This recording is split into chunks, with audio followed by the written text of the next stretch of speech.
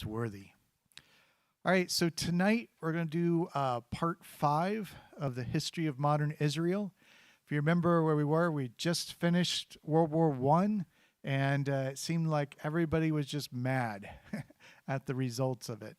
You know, obviously the war took a huge toll on so many different people and countries on there. There were different expectations and promises that were set for the various groups.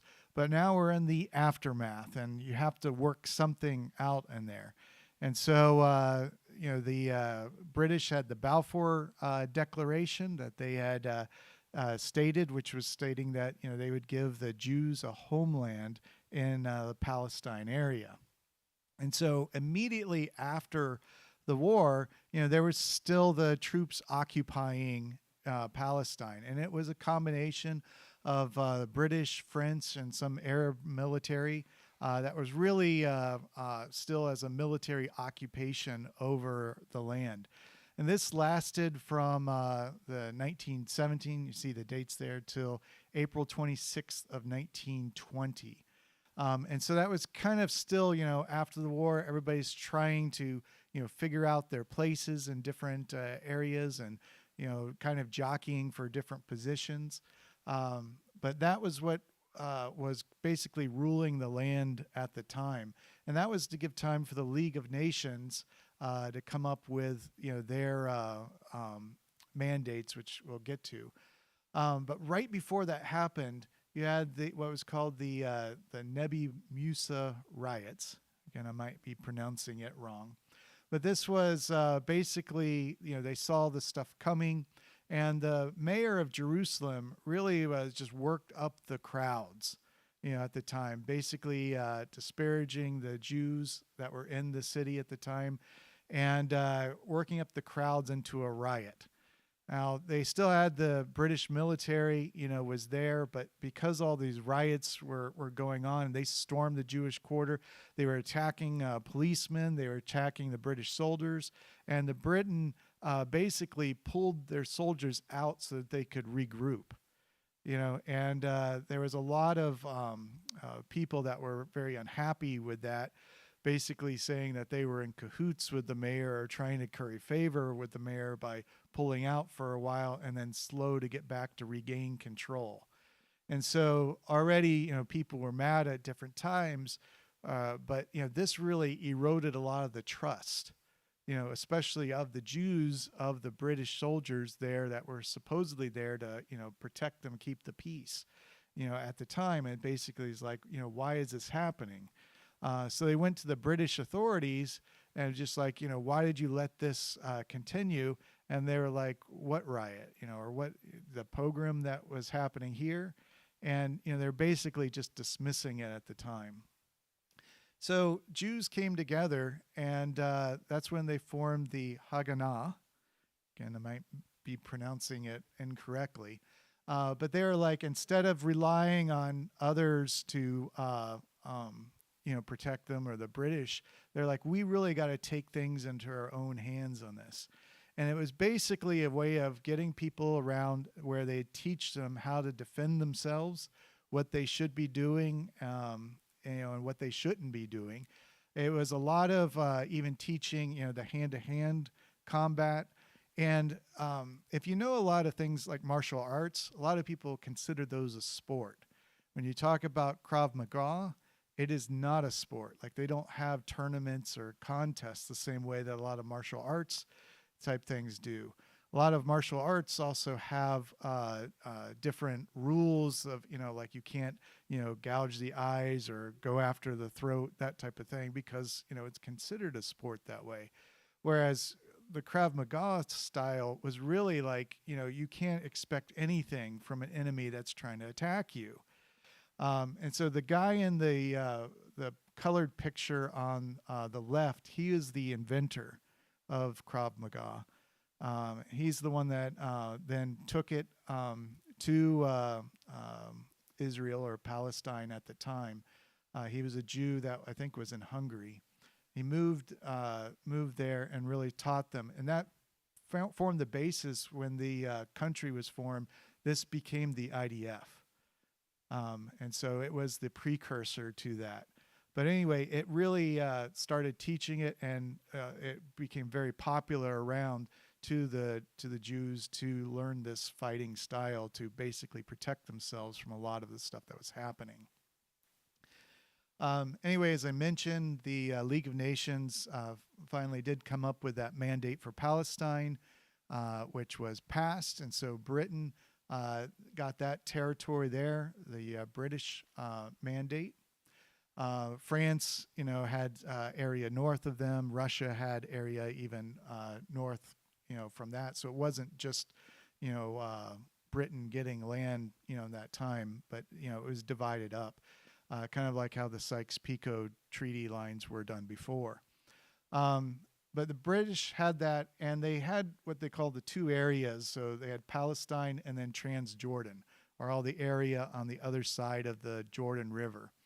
And when they got the mandate, they basically stated that their things around the Jews would be in the Palestine area, and that all the Transjordan area would basically be for the Arabs.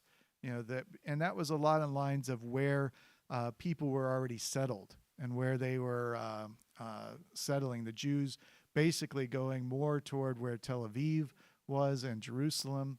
And so they just cut that off from the beginning and saying that area is for the Palestinians or for the Arabs in that area. This one guy, Abdullah bin al-Hussein, really took advantage of the situation. And he went around that whole Transjordan area. He went to the different tribes that were there and really spoke about how it would be beneficial for them to come together and really form, their own type government. And the British were kind of jealous of the influence that this guy had. He had a lot of influence in the area, and he became basically the first emir of that area. And he used that influence pretty well. And so Britain didn't have as much to do in that area. And so they formed that. It was first called Transjordan, and that became the country of Jordan in May of 1946, officially recognized as that. He became the first king of Jordan. And we're jumping a little bit ahead of the story, but, when Israel became a nation, all the countries around, including Jordan, went to war with Israel at the time. They were defeated. And this guy who was king for a while, actually was assassinated by a Palestinian Arab just on the rumors that he was going to have peace and try to push for peace with Israel.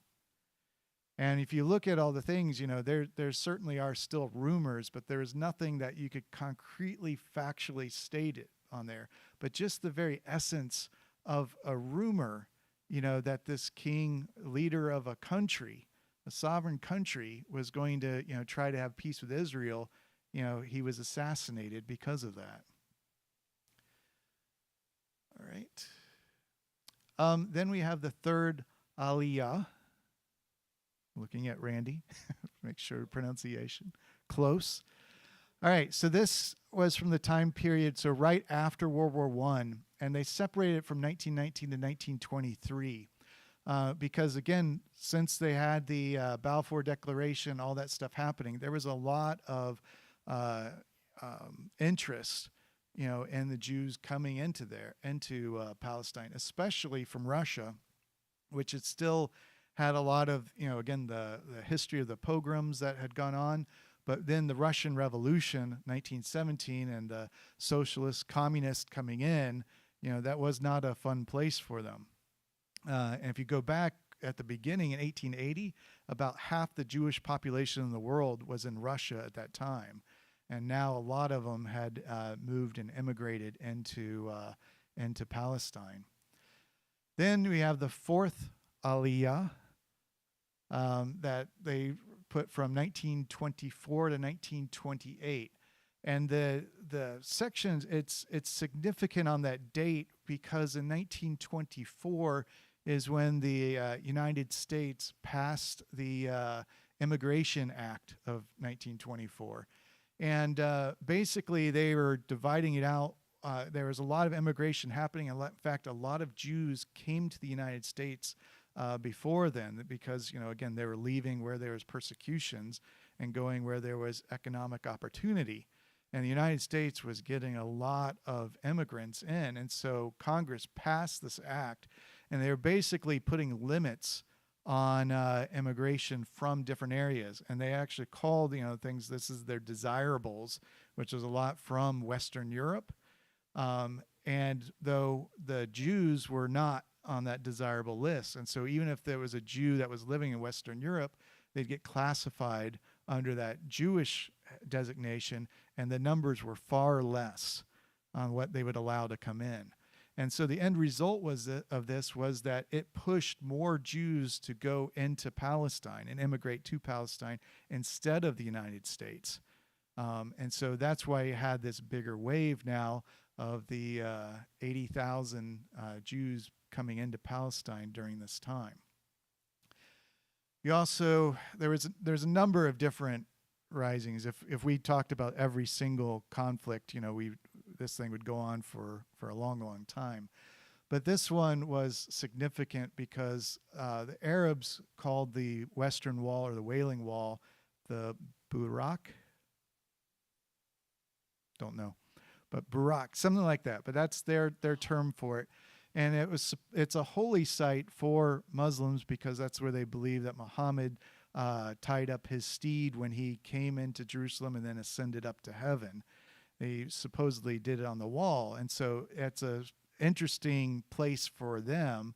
And for Jews, it's, the supporting structure of where the Temple Mount is, allowing the temple to be extended further, on there. And so there was a lot of things going on. The Jews had a demonstration at the Western Wall, and that led to conflict, and it had this uprising where basically it's another riot that was happening in Jerusalem.